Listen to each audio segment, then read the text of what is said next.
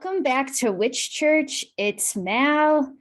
Happy May, happy June, whatever the month is that I end up publishing this episode. And I know I haven't put out a podcast interview in a while, but I'm slowly getting back into interviewing different guests and having some really heart-opening discussions. And I'm so excited that Ash Gravity is here with me to discuss highly sensitive people and also the planet Saturn.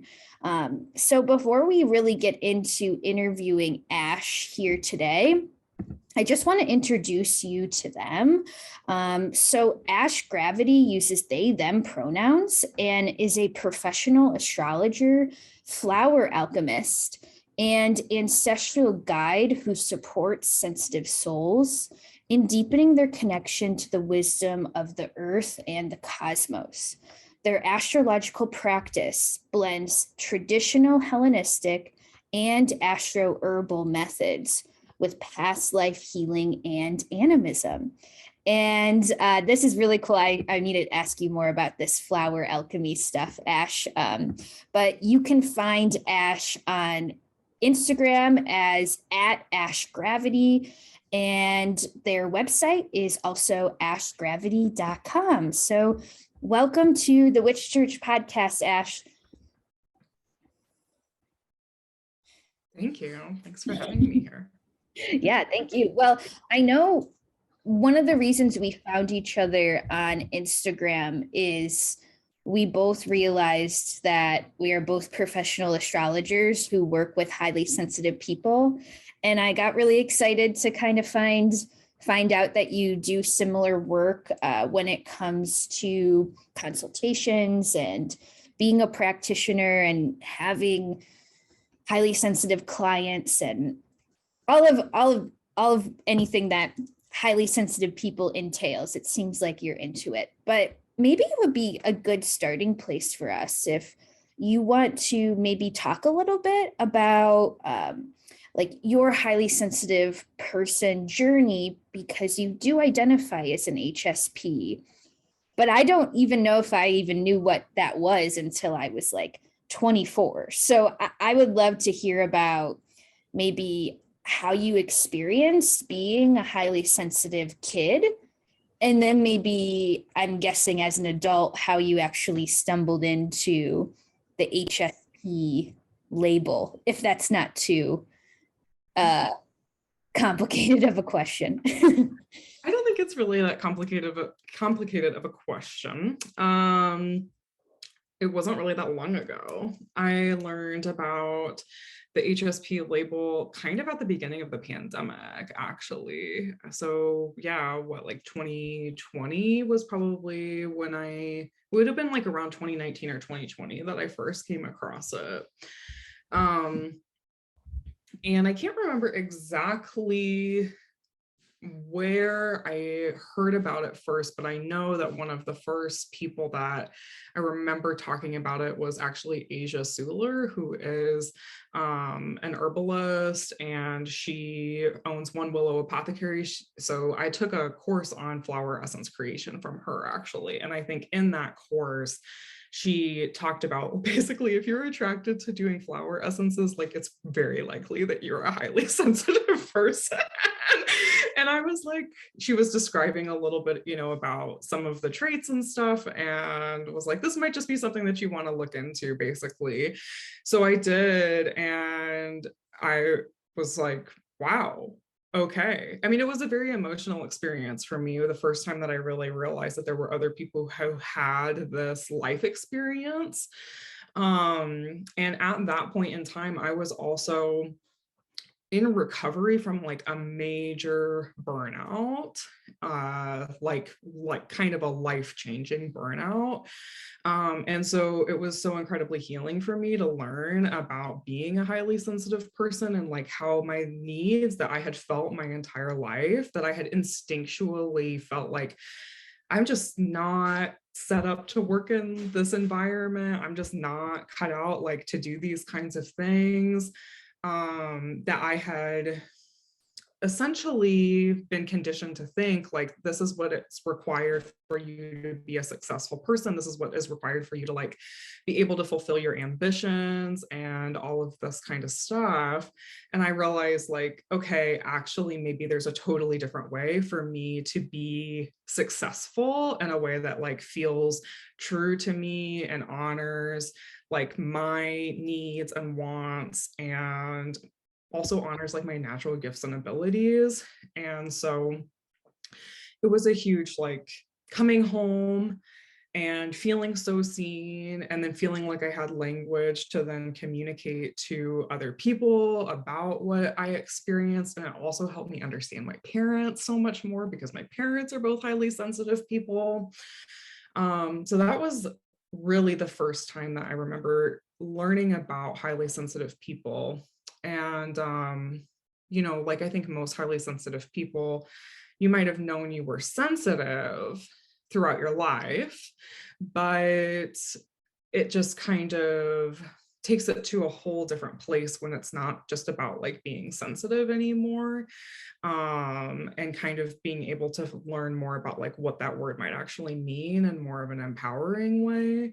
And so that was huge for me, and I was really excited about it. And then I started talking to people in my audience about it and learned a lot of them were highly sensitive people too. And I introduced a lot of people to the concept of being highly sensitive. Just a year ago, I actually taught a class that was about some things that I had observed in the charts of highly sensitive people. And I talked about that in a class with some folks a year ago. And that kind of changed the direction I was going in a pretty impactful way. Oh, awesome. Yeah, I could see how being attracted to the art of flower essence making, it's almost like it should be in the questionnaire of like, are you a highly sensitive person? Like, have you ever taken a flower essence class? Or have you ever tapped into the energy of a flower? And tell me a little bit about, if you feel comfortable, maybe your experience as like a highly sensitive kid or even a highly sensitive teenager. Like, did you start to realize that you had these extrasensory sort of qualities to your nervous system, and did you feel like they were fighting against you, or how did you, I guess, perceive your highly sensitive traits? Yeah. I think that there's many different things I could say about that. I was an only child and I grew up on a farm, so I didn't really even have a lot of like friends around when I was growing up. And so by nature, like my childhood, I think was in a lot of ways the perfect childhood for a highly sensitive person, because I grew up very much not only connected very closely to nature, but I also grew up thankfully with a mom who really encouraged me to communicate to nature and to like trust that if I felt like a tree or a flower was sending me a message or something like that, that was like something that was valid and worth listening to. So from that perspective, I had a wonderful childhood because not very many people who are highly sensitive, I think, get that chance to really develop their natural gifts in a safe environment when they're very young. The flip side, I would say, is that both of my parents being highly sensitive people, I took on a lot of the shame and judgment and self dislike that they had for themselves about being sensitive and about like the limitations that existed for them, specifically, I would say, like in their work because they were sensitive. And so, you know, I was a really sensitive kid. I cried a lot. I was very artistic, very creative, and, you know, picked up that yeah, it's beautiful that you're sensitive, but also like it's going to make life harder for you, basically. I think was definitely the message I got from my parents. Um, Not only directly, but indirectly from the way that they talked about being sensitive in the world as adults. And then by the time I was a teenager, I was really angry. I was a very angry teenager. I think a lot of highly sensitive people feel like they carry a lot of weight about things that are happening in the world, and they want to really make a difference in the world, and they hate to see people hurting. And that was definitely me. And being a Saturn and Capricorn person, I was growing up, when I was a teenager, George Bush was president. And so I was like very anti-war, very much an activist, even as a teenager. I was an environmental activist when I was a teenager. Um, and then for me, on top of being highly sensitive, I was also gay, but I was in the closet.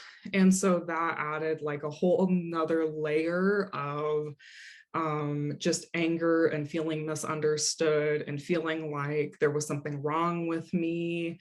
And it wasn't not so much coming from my parents, it was very much coming from the culture and school and society.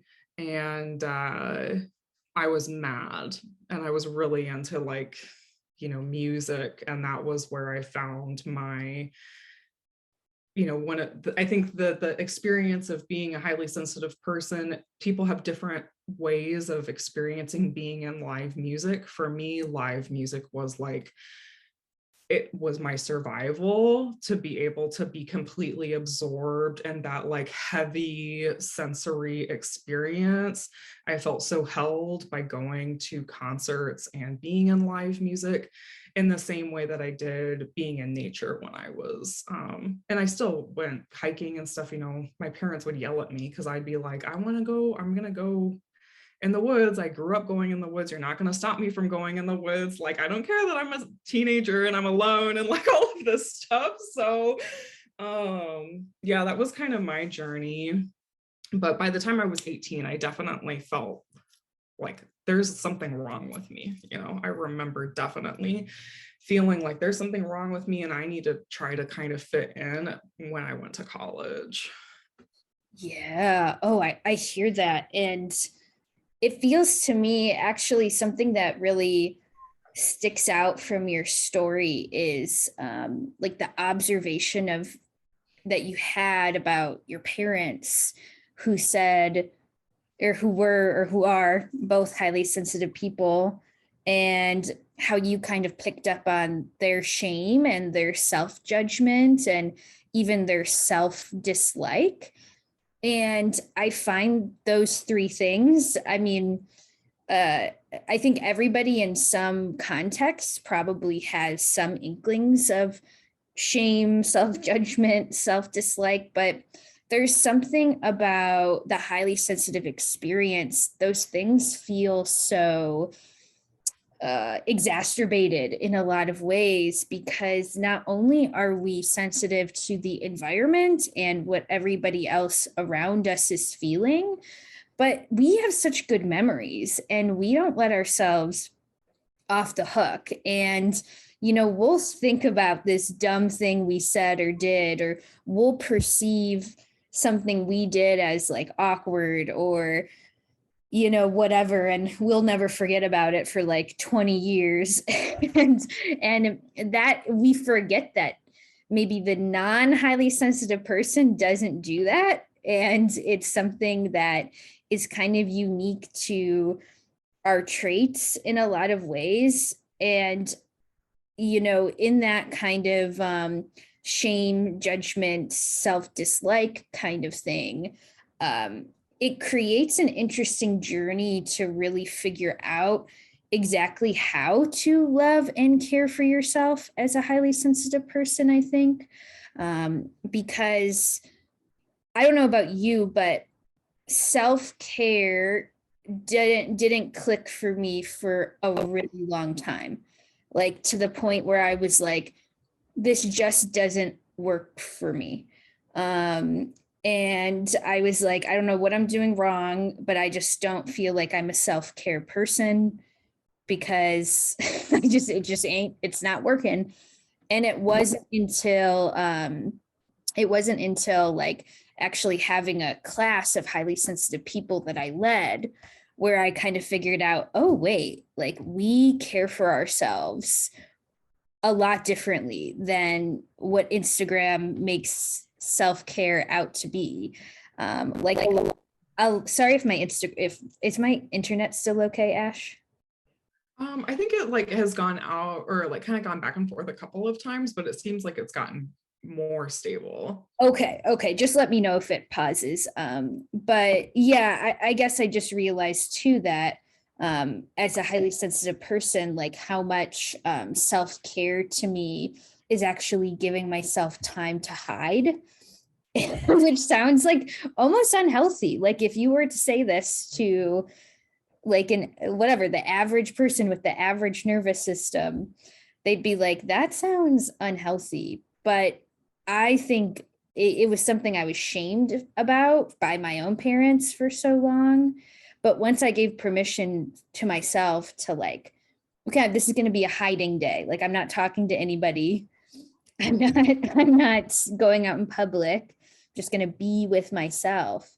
That was a huge game changer for me on the self-care HSP journey. Like I had to allow self-care to be a lot different than what Instagram told me to be. I'm not sure if you relate to any of that, Ash, when it comes to like the shame and the self-judgment and not exactly knowing like what it means to care for yourself. Oh my gosh, I totally relate to that. And like, there's, I think, so many different things I could say in response to that, but I definitely, self-care was not, that was not even something I was like thinking about. I would say, particularly like after I graduated from college and throughout my 20s, like from 20, you know, two until I went through my Saturn return when I was like 28 and had this like huge burnout. I just worked all of the time. And I always kind of attributed that to, I mean, I do think it's related to being a highly sensitive person. I felt so responsible for like everything. And I felt very much like taking care of myself was a selfish thing to do. And I think some of that comes from like, when you are a highly sensitive person, the things that you need to do to take care of yourself are, like you said, hide, like retreat from society, sleep, which we see as being lazy. There are a lot of things that highly sensitive people need to do to take care of themselves that we have been conditioned to believe are laziness. And so I'm a Capricorn stellium, and so I'm like, I'm not lazy. I'm like super hardworking. And so I would try so hard to prove how hardworking I was just through like being really dedicated, working all of the time. And then I was very much in my 20s to like work hard, party hard, like go out and go work all day and try to save the earth and then go out every night and like have a good time. That was me in my 20s. And you're in your 20s, and so you think, oh, that's what you do when you're in your 20s. You go out to the bar, you go out to the show, you go out with all these people all of the time. And I was just like exhausted and so run down. And so basically by the time I was at the end of my 20s, I was like full hermit. I don't want to talk to any of you all. I don't want to go anywhere. And so honestly, when the pandemic came, now that I'm grateful that we had a global pandemic, or that we're having a global pandemic, but I was kind of like, great, because I don't want to do any of this anymore. Like, I don't want to be on your committee. I don't want to volunteer. I don't want to go to your like conference. I just want to be alone. And it allowed me, I think, to be so much more selfish than I ever had been. And so I had to learn how to actually take care of myself. And yeah, the things I do to take care of myself are not the things that I think, like I see it even with my partner. She's not a highly sensitive person. And for her, like kicking back still can mean like, oh, let's go out for dinner or something like that. And for me, that's not always what it is. It's not that like it can never be that. It's just that I also need a lot of alone time. And I've pretty much had to set, my life up around the fact that I need a lot of alone time. Yeah. Oh, that makes so much sense. And I think you're really getting at maybe even the inherent dichotomy of being a highly sensitive person. Like why are we like this? I mean, could it be that, there's some sort of highly sensitive people are meant to save the world thing because, we have these skills to tap into the frequency of nature or the energy of other people's healing journeys? I mean, sure, like it's not like a mind-blowing thing to say that highly sensitive people have like incredible healing abilities. But then the dichotomy is that self-care for us is like this hermiting journey a lot of the time. Although I will say I have met one highly sensitive person who also identifies as an extrovert. So I guess we're all on a spectrum of like how much socialization we actually need. I also realized too, and maybe this is where we kind of bring in Saturn as a planet, and you hypothesized, a couple weeks ago when we were on Instagram Live, you were saying you thought Saturn was related to highly sensitive people, and a light bulb went off for me because I was like, oh my gosh, like Ash, they're right. Like they're so right about that. I never thought about Saturn being related to highly sensitive people. We usually would think of like Neptune or the moon. But when we really think about highly sensitive people surviving in this world, it's actually kind of a Saturnian journey because Saturn does rule over the hermit's journey in some way. But maybe it would be helpful, Ash. Do you want to maybe talk a little bit about Saturn in general as a planet for any listeners who might be a little bit newer to learning about astrology, like the basics of astrology? Yeah, so much there. Saturn is the ruling planet of both the signs Capricorn and Aquarius in traditional astrology. And one of the things that I always think is really fascinating about that is that it's the only rulership in astrology where the same planet rules two signs that are one after another, that are in the linear. All of the other planetary rulerships, it's like two different times of the year that they're associated with.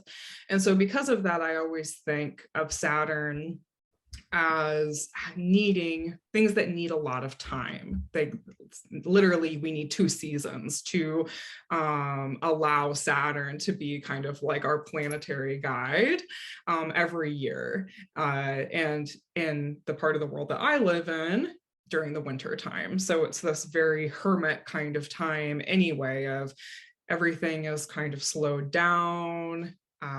We're not going out into the world as much. It's after kind of that holiday time of the year, and we're retreating inside. And I feel like that's really a lot of what Saturn is about. And also Saturn as really at the edge of what we would consider to be the traditional or the visible planets. And then when we go beyond Saturn, we're going into what we might call the invisible or the modern planets, Uranus, Neptune, and Pluto. And so Saturn is also kind of this, in a way, does, I think, play a role of being a bridge between the seen and the unseen world.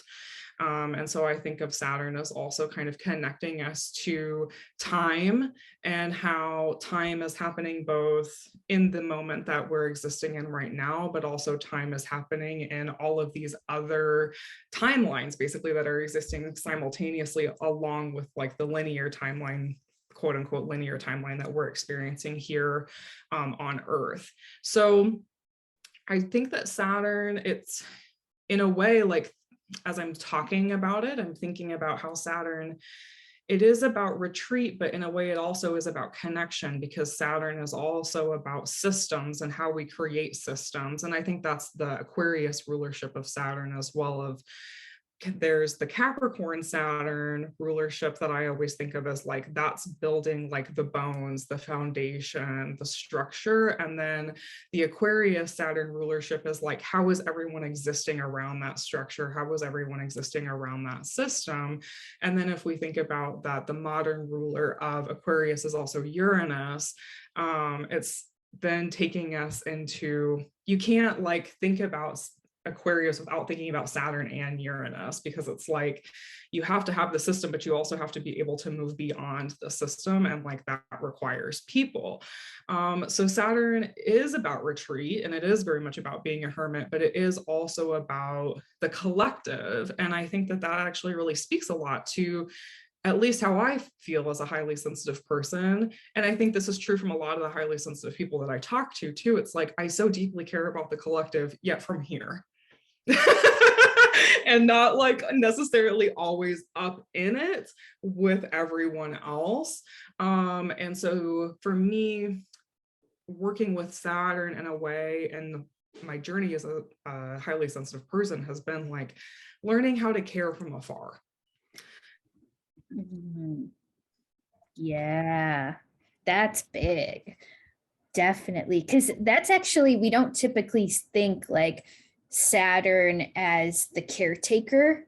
Like we wouldn't typically think that. And I think too, even in the planetary rulership scheme, if we think, oh, who's the caretaker? Oh, that's the moon, and the moon rules Cancer. And Cancer is actually opposite to Capricorn.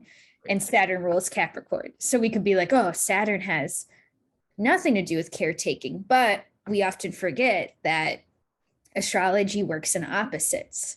So, if two signs like Cancer and Capricorn are facing each other, they have this inherent dichotomy, and they do have a lot to do with one another. And perhaps we sometimes forget that there is very much like a Capricorn consideration to be had in that Cancerian kind of nurturing mother archetype sort of thing, I guess, if we can put it like that. And if Cancer energy is like literally maybe the mother caring for the sick child, like, someone putting their hand on your forehead and feeling for your temperature, Saturn is more like, it's not that visceral, but there's still some sort of, like you said, collective caretaking kind of going on in some way. Yeah, absolutely. And I think for me, and I see this a lot in people's charts too, and I've seen this come up a lot in consultations where we're specifically talking about being a highly sensitive person and talking about like strategy around being a highly sensitive person. One of the biggest areas that highly sensitive people tend to be challenged is relationships. And I do often see Saturn show up, of course, a lot of Cancer risings, not all Cancer risings, many Cancer risings are highly sensitive people. You'll always have Saturn on the 7th house in that situation, but you'll also see Saturn in connection to in the 7th house of relationships a lot as well, or engaging with in like a significant way houses that have to do with relationships. And so for me, one of the biggest things I had to really learn was that sometimes caring in relationships is the boundaries and the systems that you put in order to be able to like exist within that relationship. So one of the most powerful things that I've seen for people who are highly sensitive is when you get into a relationship, even first date, talking about, I am a sensitive person. I need to have a lot of alone time. I am a very caring person, but also like I need to be cared for too, and learning how to like receive love and be open to receiving love from other people as well. And so this is where I think there's kind of multiple angles with Saturn. It's like I need to be able to set boundaries in relationships so that I'm not over giving, but I also need to not be so guarded that I'm not allowing myself to receive love at all. And I also tend to like structure that doesn't always make sense to other people. And so I kind of like have to explain that and create some guidelines around like my time that I need and like the actual tools that I need to use. Like I walk around my house with an ice pack on my head a lot because it like helps me calm down my nervous system. That's weird. People think that's weird, but you know, my partner, she is just like accustomed to it now. She's like, ice pack hat time. Okay. You know, so like I feel like I have these like, you know, and if the ice pack's on my head, then it's like, I'm not available right now. I am calming myself down. And so it's like, we know that that's like a visual cue of Ash is in a place with ice, and we are in a calming down our nervous system moment. Yeah.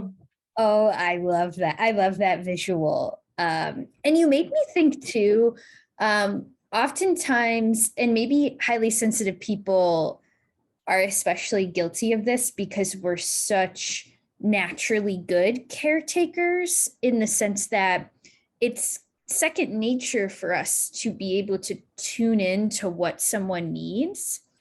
Sometimes I find myself, especially in romantic relationship contexts, like trying to signal to like a person that I'm dating or whatever that I need care, but how I signal it to them is by caring for them. Yeah. Like, and I'm doing it like completely unconsciously. Like and there is a big part of me that feels like, oh, the way I say to someone, like, I need care, I need you to, you know, hug me, or I need you to like take care of dinner tonight because I'm really overstimulated. I've lost my appetite, which is a highly sensitive person thing, I think. And like instead of just saying that, highly sensitive people will like, you know, like bring their partner like a random smoothie or like whatever. And they're like, oh, here you go. I was thinking about you. And it's like this big like wink moment where like, okay, like now it's my turn. And it's just not, it doesn't actually get us what we need. And I don't think it's our fault because our whole lives we've been being, or people have signaled to us, oh, you're a great caretaker. Please take care of me. And then we start to associate our entire worth with being a caretaker. And that's not healthy either. And that's something that does lead to burnout. And I'm sure that was a factor of your burnout Saturn return moment, unless I'm making assumptions here. Yeah. No, it absolutely was. Absolutely was. And I so I have Saturn opposite to a Cancer Moon Chiron conjunction. And so when I started to go into the burnout, thankfully I knew that, you know, I knew how to read my chart. So I knew I had this Moon Chiron conjunction. And I was like, okay, I am going to have to learn more about what that is going to mean for me in my life, basically beyond just like what a book or another astrologer, like I'm going to have to learn what that means for me on like a very personal level. And so for me, that took me into doing a lot of maternal lineage healing, which really has helped me as a sensitive person, because I've had to explore the way that we've understood the role of the mother or the caretaker throughout history and time and mythology. And like and one of the things I guess that I'm getting at is that one of the biggest things that we need to do healing around like the mother archetype and the caretaker archetype is expectations. So expectations that we have for people who are caring people or who are maternal people to basically lack self, to not have any real sense of self, to not really ever be selfish. And so I think highly sensitive people, because we mirror to people caring, and people can pick up that energy off of us that we are these very caring people, and we become everyone's like, oh, I'll go to that person when I'm having my life blow up and all of this kind of stuff. And then we're constantly holding space for other people, because then you're just you kind of just become, and this is how I very much felt, this void that people come to dump their problems. And because we're caring people, we so much want to help them, and that becomes your entire identity. And then when it comes time to care for yourself, you're like, I don't even know what would make me feel cared for, because I have been so disconnected from who I actually am and like what my needs and wants and desires are, separate from being this caregiver. Ooh, yeah. I have chills. I like am shook because that I don't, so Ash, you read tarot, right? Mm-hmm.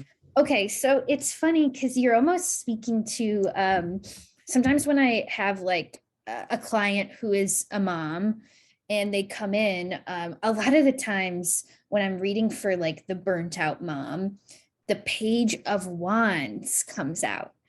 And it was such like a weird thing for me when I first started reading, but now the Page of Wands kind of signals to me something about like selfishness in the highest divine sense of like, you need to go and find out what it is that you like to do, and sort of the what would it be like to choose selfishness in this moment.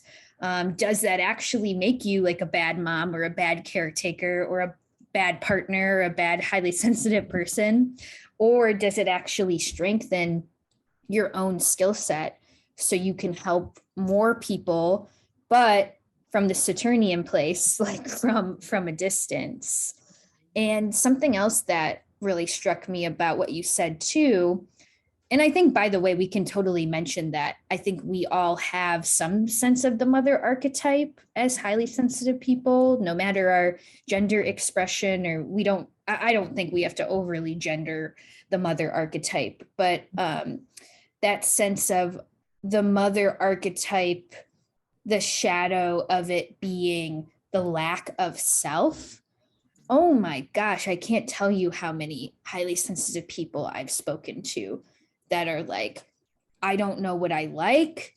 I feel lost. And it makes sense because when we've identified with a role instead of like who we are, then highly sensitive people have to kind of go on that journey.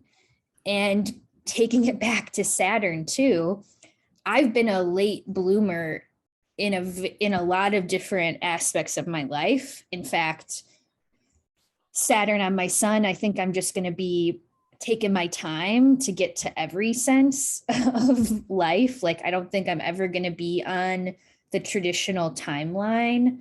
But I think a lot of highly sensitive people might feel like, oh, I didn't really know who I was until later, because it took me a second to realize like, oh, I'm more than just this caretaker person who people dump their shit on, you know? Does that make sense, Ash? Yeah, totally. And I think that when I was younger, I didn't really think of myself necessarily as a late bloomer, but I definitely resonate with that now. I I really resonate with the we talked about before we even got on here, that like the whole, I'm not like a human design expert, but I do know that my human design profile, it's like the first 30 years of your life, you're just kind of like trying things out. And then when you go through your Saturn return, you go into this from Saturn return to Chiron return. So about 20-ish years of just being the hermit. And for me, like, I felt that so deeply. And so I got through my Saturn return, huge burnout. And then I started learning about like human design a little bit. And I was like, okay, so now I'm in this hermit phase of my life. And I was like, that's awesome, because I need to have 20 years to be a hermit. And then also like in that, then you go into this third stage of your life after 50, which is more like when you're supposed to be sharing everything you've learned with the world. And so for me, it was kind of like this, I could release this expectation that I was supposed to be at this certain place by this certain point in my life, and I could just kind of sit in and say like, I'm here to learn and I'm here to observe what's happening. And like, yeah, that's perfect for me, because that's literally like what I was built to do, was just like observe other people and observe the world and make observations, you know, about that and share them with people. So I feel like really deeply connected to that. Yeah.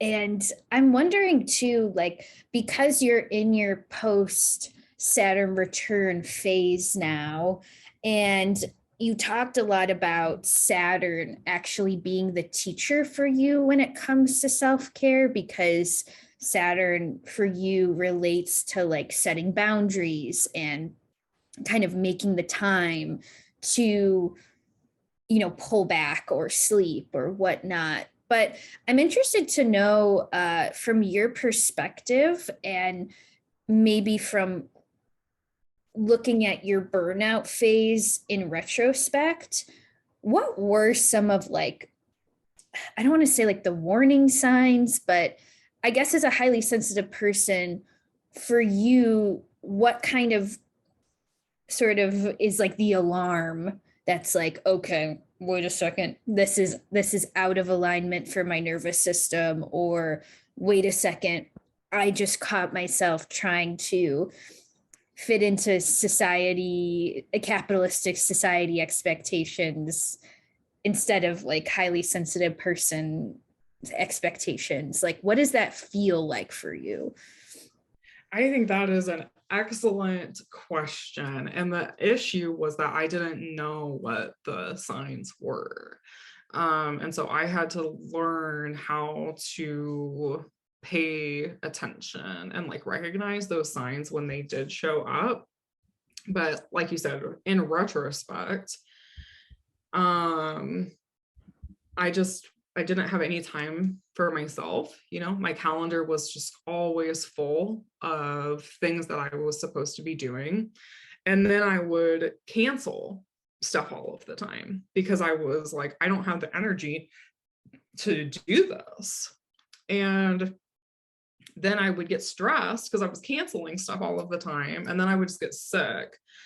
And then the way that I managed that, I didn't have tools at that point in my life. So to be really candid, I was just stoned all the time. I just like was very much disconnected from the world, and I that was just how I managed, you know. And I can speak candidly about it because I think it's something a lot of highly sensitive people experience and have experienced throughout time. And I know it's something that both of my parents definitely experienced and talked about when I was growing up, that and then they got pregnant, and that was kind of the thing that changed things for them. Well, I'm not pregnant, I'm not planning on getting pregnant, so it was kind of like, what's going to be the thing that's going to like get me to actually listen to my body and pay attention to my body. So for me, like when I'm at the point where I'm just like, I just want to disconnect from everything, but I still have all of these responsibilities and I don't feel like I can take anything off of my plate. And so now I'm just like changing plans all of the time. To me, that's kind of an indication that I'm probably, my expectations of what I can accomplish are probably not in alignment with what I'm actually capable of accomplishing. And I worked with a woman. I used to work in public radio. And when I worked with her, you know, we didn't know we were highly sensitive people back then. We were in our early 20s, but we would always joke that we were like the friend that it was okay to cancel on, because Yeah. you understood that like it wasn't a personal thing, it was just like an energy thing. And actually I think she's a Cancer rising too, now that I think about it. But or maybe she's just a Cancer, I think she's a Cancer moon person. But yeah, it was just like, you know, you had to have these friends who you knew, okay, I can cancel on that person and it's okay. So those would definitely be some of the warning signs. Also, not eating or like not having an appetite. That was definitely a big one for me at that point in time, too.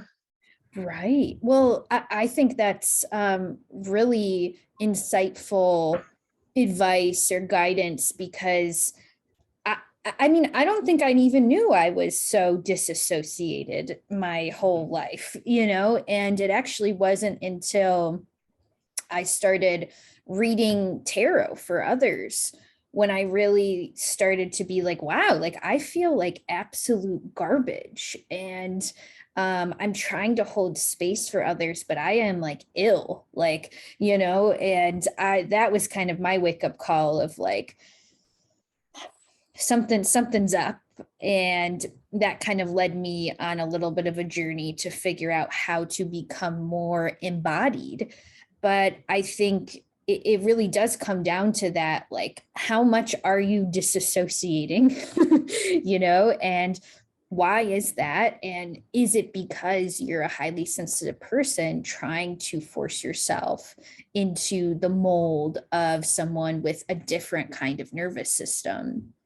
Um, and one question that I kind of came to mind for you, Ash, was like, what would you recommend for highly sensitive people who are healing from burnout? I'm wondering if you did specifically work with a flower essence that helped you, but also any other things that really helped you kind of come into feeling like you had energy again. Yeah, that's a great question. And it's interesting that you brought up flower essences, because that was probably one of, I had worked with flower essences before my Saturn return, and there was a local herbalist who introduced me to flower essences, and I was studying herbalism like throughout this entire time. So I was working a lot basically, you know, like in the very like, oh well, if I take this herb then that's going to give me more energy and I don't have energy, so you know, I'll just fix it. And anyway, she taught me about flower essences. And I remember at that point, I was probably like 26, 27, thinking like, well, that's really cool. But like, how is that going to help me basically do more? And then I started really kind of going into learning a little bit more about, you know, astrology, and I started reading tarot for other people around that point in time too. And so I was just like kind of lightly curious in it. And then I hit this burnout experience, and I just got kind of a ping of maybe a flower essence would help with this. And so I ended up looking up like flower essences for grief, because I was part of my burnout was that I was in very deep grief. And so I worked with Star of Bethlehem, which I would 10 out of 10, 20 out of 10 recommend to any person who is in deep grief or recovering from burnout or feeling like you're grieving the person you thought you were supposed to be. when you didn't realize that you were highly sensitive, and like that loss of that person. Like Star of Bethlehem was a huge ally for me during that period of my life. And flower essences have been a huge part of my healing process from burnout, and just they're a huge part of my life now. And I feel like flower essences really have taught me so much about being gentle with myself in a way that no one ever could have. But like no person ever could have taught me the things that flowers have taught me. But I would say nervous system literacy is huge. You know, like really being able to understand when here's the thing, highly sensitive people usually are very attuned to their body signals, but you've spent your entire life ignoring them for the most part. And so it's not that you're not connected to your body at all, it's that you've really learned to ignore it. Well, if you're ignoring your body's signals about that you don't have energy, you don't have capacity, that you need to have your needs met in a certain way, if you've had so much time ignoring that, that's also cutting you off from your intuition. And so, in order for you to build intuitive capacity and psychic capacity, you have to be able to actually start responding to the messages that your body is sending you. And that requires nervous system literacy and actually being able to find ways that you can physically shift the way that your body is responding to the environment around you. So I actually took a class with a woman named Suki Baxter. She's amazing. And I think her business is called Whole Body Revolution. And she's a body worker. And she used to work, well, I think she still does. She works with horses and like rehabilitates wild horses. And she's a highly sensitive person, obviously. But I took a class with her and it was amazing. She really, I would say that that was very instrumental in me being able to understand myself more and actually be able to like take care of myself. And I was also having a lot of chronic like body pain, and I was going, when I signed up for that class and I started going through that whole program with her, I was like going to a neurologist because they thought that there was something, you know, like seriously wrong with me. And the tools and the skills that I learned from her, they have totally transformed me as a highly sensitive person, because I actually feel like now I know what to do when I feel like my body is just not wanting to be, you know, a vessel for connection and care anymore. You know, like I need to have stuff that I can turn to that will help me continue to just like exist in the world. And so that's what I learned from her. And I think that, you know, just learning more about your nervous system is just huge for all highly sensitive people. Totally. Oh, yes, I feel all of that. And nervous system literacy was a huge turning point for me too, because before knowing, I feel like I couldn't distinguish like generalized situational anxiety from from overstimulation. So I would be like on a walk and I'd be like, oh, good, this is good for like my mental health. And then like I'd get this burst of anxiety and I would be like, God, like I just have such bad anxiety. Like, why do I have, and like I really couldn't get to the why, because my perception of anxiety was like, there's something wrong in my life. And like, what is that?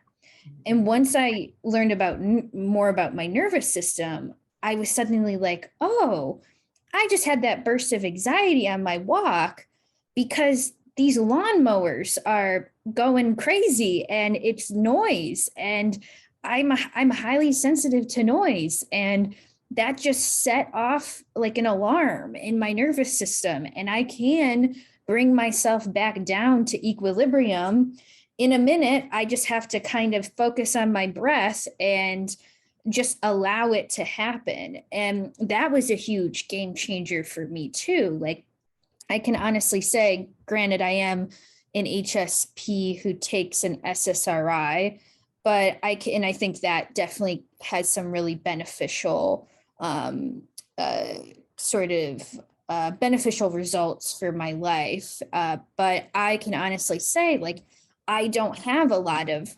upfront um, situational, oh my God, I'm freaking out about this anxiety anymore. Now, a couple years on this journey, I know, like, when I do have that ping of destimulation, it actually is probably from there's too many people talking. I just heard a really loud noise. There's something about this environment that's off. And that in itself is kind of a relief in a way. I don't know if you relate to that at all, but I'm easily made anxious by loud noises. So yeah, like loud noises, I do have it, but not as much as other people do. My mom, that is like one of her biggest things is noise. For me, light is very stimulating. Too much light, not the right amount of light. And I'm extremely nearsighted. So light is just like an issue for me in general. But yeah, I totally resonate with that. I thought that I was super, super, super anxious. I bought all the like manager anxiety workbooks and I went to therapy for anxiety and like all of this kind of stuff. And I get so frustrated because I'd be like telling my therapist about what my experience of anxiety was, and multiple therapists, and they basically be like, that doesn't really sound like anxiety to me. And I was like, what do you mean? And so yeah, like, my entire adult life I was like, I am a deeply anxious person. Like that would have been the first thing that I would have told a lot of people about me, was like, I'm very anxious. And it was a huge issue for me with work specifically, and honestly being able to stay in jobs was the anxiety that I had. And anxiety just even around like getting from my house to work or something like that. Well, now I understand, like, it was the commute, that there were a lot of things in the commute that were very stressful for me. And then I was working in an environment where there were like phones going off and people talking, and it was like an open office and there's like people coming around me all the time. And I spent like, in my first job, I worked there for 2 years. I think by the second year, I probably spent about at least 25% of my day in the bathroom every day, because I was just like so overstimulated. And I remember sitting in a bathroom stall, texting my mom and just being basically like, I do not know how you do this, because I cannot handle it. And I I couldn't get put on any medication or anything like that. It just like was not happening for me. So that was like one of my first big burnout periods that I had, was at the end of that job. And yeah, I take a medication now too, which is not an SSRI, but it has helped me a lot with like the emotional regulation, removing some of that from what was contributing to the overstimulation. Because like I would get overstimulated and then like I would panic and, like you said, think, oh, there's something wrong with my life. And then I wouldn't really know what to do about it. And I wouldn't really be able to like pinpoint what was wrong, which as a highly sensitive person who was like literally set up to like sense changes in the environment and be able to identify like what is shifted, that was so infuriating to me. And then that just deepens that feeling of like, oh my gosh, there's something wrong with me. I don't like myself. Like all of this kind of stuff is like, I need to like radically change everything about my environment because there's obviously something clearly wrong. I mean, I did that so much. Yeah. Yeah, and you also are speaking to maybe something, oh, well, not maybe, I think it's definitely something that maybe more scientific research could be done, because I think we both believe highly sensitive people are somewhere existing on the neurodiversity spectrum, and we just really haven't been studied. And they've done a lot of studies on ADD or ADHD. I forget, I feel like now it's all under one umbrella. I forget which one it is. But not a lot of studies on the overlap of our symptoms with maybe some ADHD symptoms. And I know many highly sensitive people who feel connected to both ADHD diagnosis and being a highly sensitive person. And I think if there was more research and even more therapists being a little bit more highly sensitive literate to kind of help their clients, I mean, it is an amazing thing to figure out, like, oh, my client, like they're showing signs of being a highly sensitive person, and how does that change my entire diagnosis of what's going on? Because I think in some cases it does.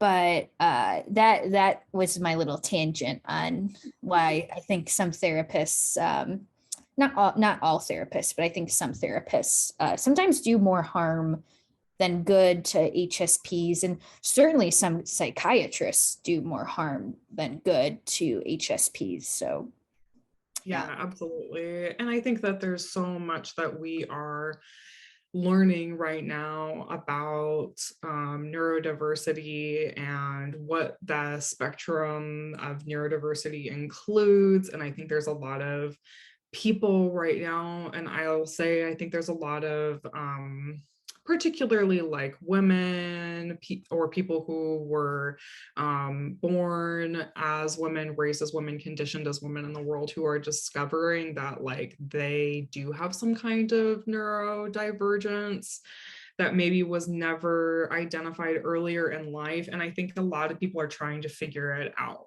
And I think that a lot of people are trying to figure it out themselves. And I think that there are a lot of people in the mental health field who are also trying to understand more about what everything is and what are the overlaps, and can you identify as being many different things. And I think that that's something that like we're all figuring out too. Can you be highly sensitive and ADHD, and can both of those totally fit you and describe your experience? Like, absolutely. And I think that and you might find that one feels right to you for a while. You might feel like HSP feels right for a while, and then you get diagnosed with ADHD and you're like, no, actually now I resonate more with that. Or you might get diagnosed with ADHD and say, I resonate with both, or vice versa. Maybe you've always, or you've recently been diagnosed as ADHD, and then you learn about being highly sensitive and you're like, I think that maybe some of that is true, or something isn't working. And so you're looking for a different label. And to me, it's like the labels can be really empowering, and they also can be disempowering to people. And I think that's a really personal choice that we all have about how we want to engage with like the labels. To me, the whole point is to just recognize that people have different experiences around sensory, the way that they experience their senses, the way that they experience and digest sensory information. And so we need to accommodate those differences. To me, like that's the whole purpose of the entire conversation. And that when we start getting kind of like, oh, this label or that label and everything, it's like we're kind of missing the point of what we should all really be working towards, or one aspect of what we should all be working towards, which is that we need to have more accommodations for people who have sensory stimulation processing differences. yeah, oh, amen. And yeah, I think for me, like I'm open to another label fitting better in the future. And I've definitely thought about if whether I've definitely contemplated one or two times if I, do I have ADHD? And like, I've been thinking that for a long time, probably since college. And I'm sure I would come up on some level of the spectrum. And there's something to in what you said, there's wisdom and like, oh, like what label are you using? It's personal, and it's also okay if none of this, if this resonates, but the labels don't resonate. That's okay too. I think every highly sensitive person is going to exist on some spectrum, just like the whole neurodiversity spectrum and just like human nature in general exists on a Yeah, spectrum. right. Absolutely. And I think being a queer person too, like the fluidity of label, I've experienced that through being a queer person. At one point in time, saying I'm bisexual would have been the label, and now I'm in a primarily lesbian relationship, but I'm a non-binary, like, femme queer person. So like, and that has evolved and changed over my life. So to me, like, when I first came out as a lesbian, I felt very empowered by the label of I'm a lesbian. And then eventually it started to feel like, okay, well, that's maybe not the whole picture of how I want to label myself. But do I still identify with being a lesbian? Yes, I do. But I also identify with these other things. And so to me, I see being highly sensitive the same way. That was a label that it came to me at a moment in my life when I needed so deeply to understand why I was the way I was. And it opened me up to a world and a way of seeing myself in a more empowered and embodied way that I wouldn't trade for anything. And if that label evolves into something else, then that's beautiful too. But that was always a major intersection of my journey. And so because of that, it is a label that I still use for myself because I haven't found something else that I feel like fits better at this point in time. Yeah, same. Yes, I love that. And on another episode, well, we could maybe we could discuss the intersection of queerness and highly sensitive nature, because I do feel like there's some intersection there as well. And even the intersection of gender fluidity and highly sensitive nature, something I've thought about. But Ash, do you have, maybe as we kind of wind down this conversation, I want to make sure that I give you some space to like just plug yourself and maybe talk about any of your offerings. Or I know you do flower essences, and I know there's probably going to be some highly sensitive people who listen to this and maybe are interested in that. So yeah, tell us a little bit about your work in general. Yeah. So, kind of like, I guess in a way, wrapping back to where we started, where did I learn about being a highly sensitive person? And I talked about this flower essence course that I took. And that was also very instrumental in me connecting more with wanting to develop like a meaningful, respectful practice around connecting to my ancestors. And flower essences has been huge for me in that. And also learning about being highly sensitive was huge for me in that because it helped me feel like more connected to potentially like an ancestral role that like I might have connected to in my lineage of being this kind of like guide, which is a lot of what I do obviously in being an astrologer. So a lot of my practice is kind of at these intersections, which I think like people who are neurodivergent, highly sensitive, we don't see like anything is like, oh, it's just like this box and I exist in this box. It's like, well, here's this box that connects to like 5 other boxes. So I'm very much that way. So my work is pretty much at the intersections of being highly sensitive, ancestral healing and cycle breaking, and connecting people to the earth and connecting people to nature, and really helping people who I think of as like earth listeners, people who feel very connected to the earth and feel like they can respond and receive messages from nature, like really helping them to step into the roles that I think that people like that are meant to play in the world, which I do think that we are here to play a role of change, but maybe not necessarily change in the way that a lot of us have been taught, like this is what change looks like. So that's how I really support people. I do one-on-one consultations. I also have like an in-depth program that I work with people one-on-one. And I'm actually teaching a class this summer too. It starts in June and it's called Cosmic Cycles. And it's all about like aligning with the cycles of astrology and aligning with the cycles of nature in order like to take care of yourself. So it's a lot of what we've been talking about today. And I recently taught a free class called the Cosmic Mother. So I go more in depth into like the selfishness and selflessness parallel and the expectations that we've put on caretakers and caregivers and how to do healing around that in that class. And that's free. And you can find it on my website at ashgravity.com. And I also have an Earth Ancestor reunion class, which is about facilitating a connection with a guide, because I believe that we all have like earth guides, land guides that we have an ability to connect to help us like adapt to a changing world, adapt to a changing climate, support ourselves as highly sensitive people who are adapting and like late stage capitalism into like whatever is going to come next. So that's my work and that's how you can engage with me.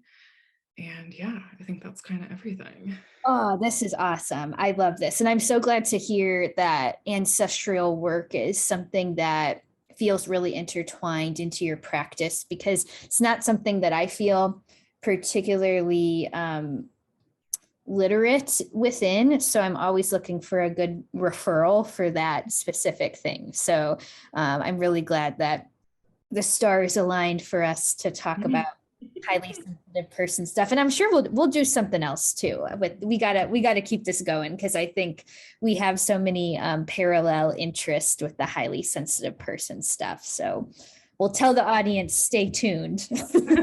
Absolutely. I love that. I love connecting with you and I love talking about, just like the experiences of being a highly sensitive person too. So thanks so much for having me. You're so welcome.